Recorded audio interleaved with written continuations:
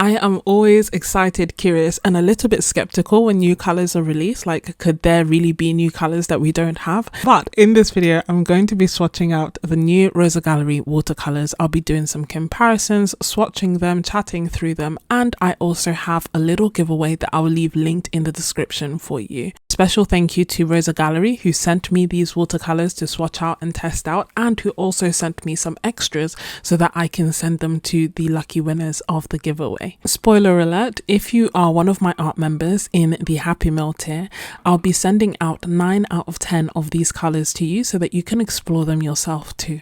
I do limit the size of the Happy Meal tier, but I've been asked so many times to open it up again. So for the next 24 hours, I'm going to be opening it up so that if you want to get your hands on these colors, join the Zoom sessions, the art challenges, and more, my membership tiers are open, spaces are limited, and also the sketchbooks are available. All of this is geared towards making art as fun as possible for you, as well as letting you create art more regularly, enjoy the process, learn your materials, and be part of a wonderful community. So let's dive into the brand new beautiful Rosa colors. Starting off with one of my favorite colors in this new collection, and that is the green Quartz. It has PB29, PG26, and PY150. It's rated 3 out of 3 light fastness, and it is semi-opaque. I think this color is absolutely beautiful. It's really stunning. It has, like, it looks green, but then you can see the PY150, the yellow, just coming through, and it's just one of those colors that does all the work for you, that just as it is beautiful. Now we're going to be taking a closer look at all of the colors, but I thought that it would be helpful for this money shot so that you can see them all quite quickly and briefly, call it a spoiler if you will, just in case you wanted a quick reference. But let's go back to it and actually take a bit of a closer look. We have Royal Green, which is PB15-3 and PR101. It is transparent and it's 3 out of 3 or 3-star light fastness. Because the light fastness measure is brand specific, I don't really know the significance of it, and all the colors thus far, apart from the royal blue, which is right at the end, are 3-star light fastness, with royal blue being 2-star light fastness. So I'm not going to mention it again, but just thought it was worth saying here. Now, when it comes to the color, it's like a beautiful dark, almost like forest green kind of color.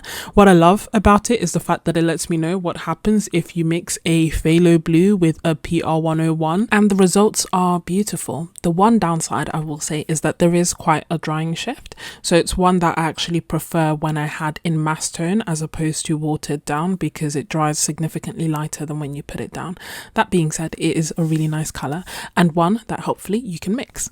Now the next color is one that surprised me. I'm almost shocked that it wasn't in the range before, and that is Prussian blue, which is PB27. It is rated as transparent, and it's a beautiful coolish blue, as you would expect from any Prussian blue.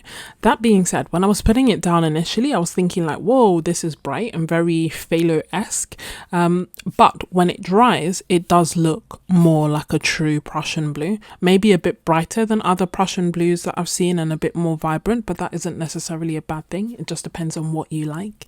This next color is one to watch because it is not only stunning, but it changes a lot as it dries, and that is Violet Quartz. It has PR177, PB29, and PB3. It's rated as semi-opaque, and it is a really beautiful granulating violet color.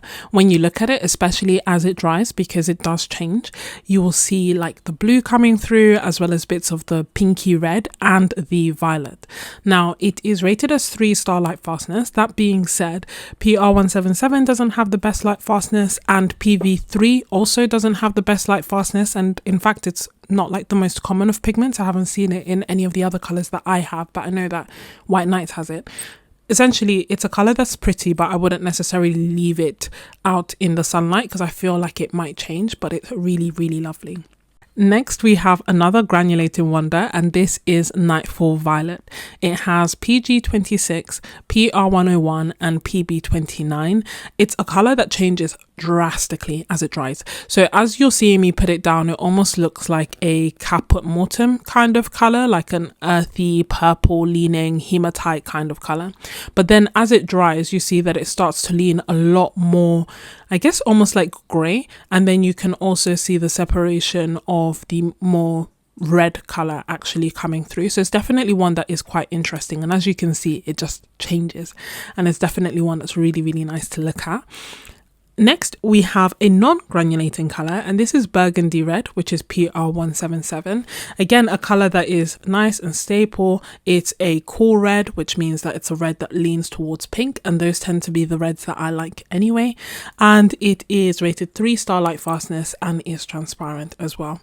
I think that, like the Prussian blue, adding the Burgundy Red, which is a really pretty color, it just balances the range a little bit more and adds to the already beautiful collection of colors that Rosa has.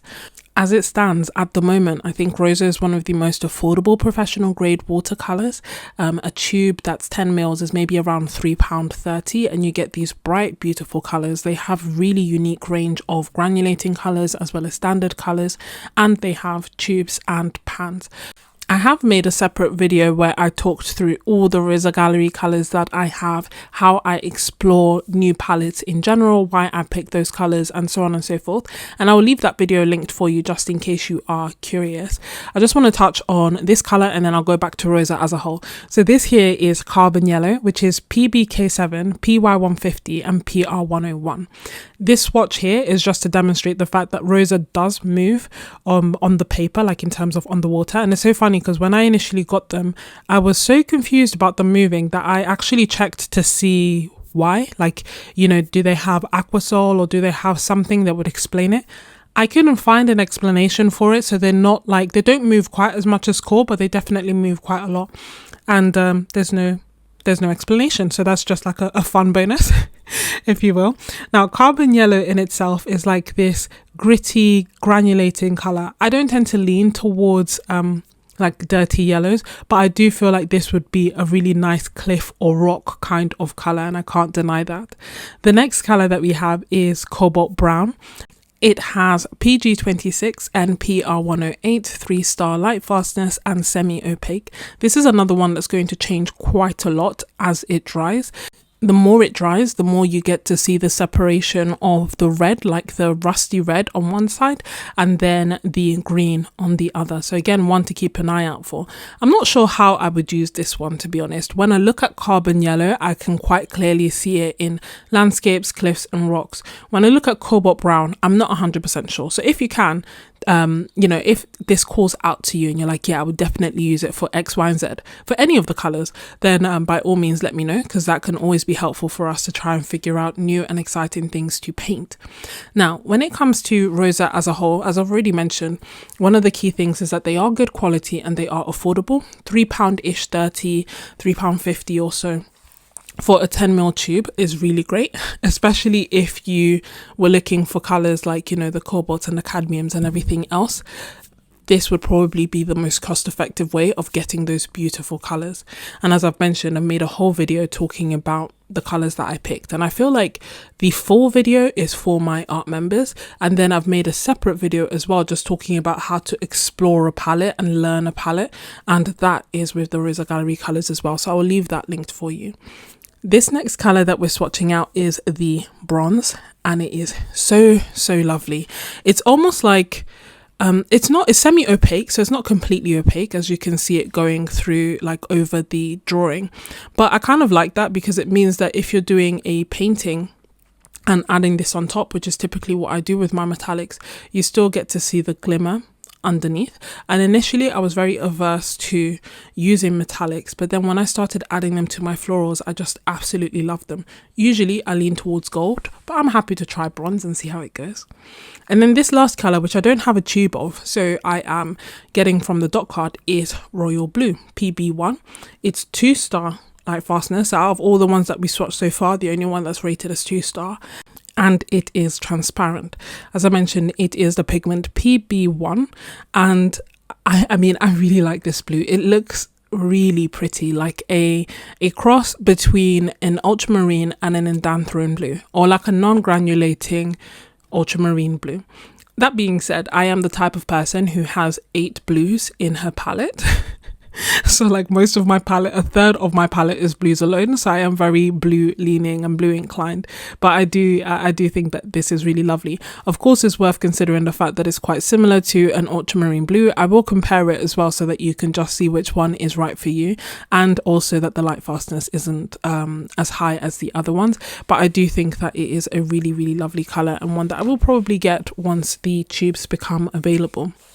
I will leave everything linked down below. This is a relatively new release, so I don't think they are available everywhere as of yet at the moment, but as and when they come out, I will just keep linking it down below. Now, when it comes to Rosa as a whole, I think that they are excellent because of the value for money and the fact that they are professional grade watercolors that work beautifully. And I've done like a video kind of exploring all the different ways that they glaze and they blend and they move, and and just the fact that I do enjoy them. I also think that it's great that they have interesting types of granulating colors, especially when you think about things like the carbon yellow, the jade green, and the like nightfall violet, the violet quartz, the green quartz. These are like really beautiful, interesting granulating colors that I feel kind of differ from some of the colors that we have already seen and that we already have available. Now, if you want to mix your own colors, of course, I have made a video highlighting like how you can create your own beautiful granulating colors and the different mixes and recipes that you can use in order to create granulating colors that are even better than you could have imagined. And I'll leave that video for you because it is one of my absolute favorites, and apparently lots of you enjoyed it too and have made beautiful mixes since, so that in itself is really great. But if you like convenience mixes, then this is a great way to go about it. Now, the swatches that I did on 100% cotton watercolor paper, so both a Fabriano paper but then also the Caddy paper as well, which is cotton rag, just so that you can see how the different colors look on different types of papers. But obviously the best way to know it will be to try it out on your own papers and kind of take it from there. So the big sheet with all the colors is the Fabriano Artistico paper, and then the little cute squares that I have painted, which are these, are actually the Caddy paper, and these are the 10 new colors by Rosa Gallery released in 2025. I thought it would also be nice to do some comparisons with some other colors that are either similar or I think are quite special and unique to Rosa Gallery. One of them being Rosa's Jade Green. I don't know how to use this color, but I love it so much. I keep getting tubes of this color and using it like in landscapes. It's got like a gray vibe, but you can also see like the green poking through and the yellow. It's got PB28, PBK7 and PY42, and I just think it's a really lovely color. Initially, I thought that it would be quite similar to the carbon yellow. It's not at all. But I think that it's a really lovely color. And the next color that I think is just so lovely and quite unique is Rosa's Black Green. It has PB15, PBK7 and PG7, and initially in my mind I thought that would be quite similar to Royal Green, but as you can see them side by side, it's just a lot darker and deeper and richer. So if you wanted something that leaned a lot more green, then Royal Green is for you, but if you wanted something that perhaps leaned a bit more black and was even deeper and darker, then the Black Green is a great choice. I feel like in watching this, you'll feel like I'm so bad at comparing colours, and maybe I am, but there are just certain colours that I feel like are quite similar. Green Quartz was my favourite from this new release of 10, and I kind of wondered if it would be similar to like a Shire Blue or a Cascade Green, like those kinds of colours, as you can see them side by side. Similar, but the Green Quartz obviously leans a lot more green, whereas the Shire Blue leans a lot more blue, but I think that both of them are just really lovely and remind me of waters. And then the next colours that I wanted to take a closer look at and compare were the purples. And I've already highlighted the beautiful purples that are in this new collection. But one of the other purples that I have that I really enjoy using is Rosa's Quin Violet. It does have a mix of PV19 and PB15, but I just think it's just such a nice, deep, rich color that I would be remiss if I didn't mention it in this video as a highlight, just because it is absolutely stunning. Now here we have the Rosa Nightfall Violet next to the Aquarius Violet by Roman Szmul, just so that you can see if you're attracted to these kinds of colors, then these might both be the ones that you're interested in. When I look at the Rosa Violet Quartz, I wanted to see if it was was similar to like the shadow violet kind of colors or to the mineral violet color, and that's why I've put them side by side. So again, if you like these kinds of colors, then you can see them compared and see which one is best for you. I already kind of mentioned that the Prussian blue is a lot brighter than I would have expected for a Prussian blue, and this is it next to the Roman Schmall Prussian blue. But as I said, as it dries, it then had a bit more of that Prussian blue hue, even though it was lighter. When it comes to the royal blue, which I think is so beautiful, I was trying to compare it to the other colors to see where it kind of fell. And when I look at it, I think it's closest to like a cobalt blue kind of color without actually being a cobalt color. But you let me know what you think. And as I mentioned, I love blues. So I have plenty of blues. And I just wanted to put them side by side so that you could kind of see where these colors fall on a scale. So on top we have the Rosa Prussian blue with the blue Indanthrone, as well as the ultramarine and then the royal blue. And as you can see, I kind of ordered that top row going from the coolest color to the warmest color. And I feel like the royal blue is just a slightly warmer version of the ultramarine. Then at the bottom, I just added two colors that I like, the turquoise, which I keep using by Rosa, as well as the indigo. To be honest, I put the indigo there just because I have it, and in my head it should be a blue, but it looks quite grey. So again, it's a helpful color to have there. One, in case you like greys, but two, also so that you can compare and make the right decision when you're picking out your colors. Speaking of which, I feel like I have an opinion that maybe is a little bit unpopular, but listen and hear it in the spirit that it's intended.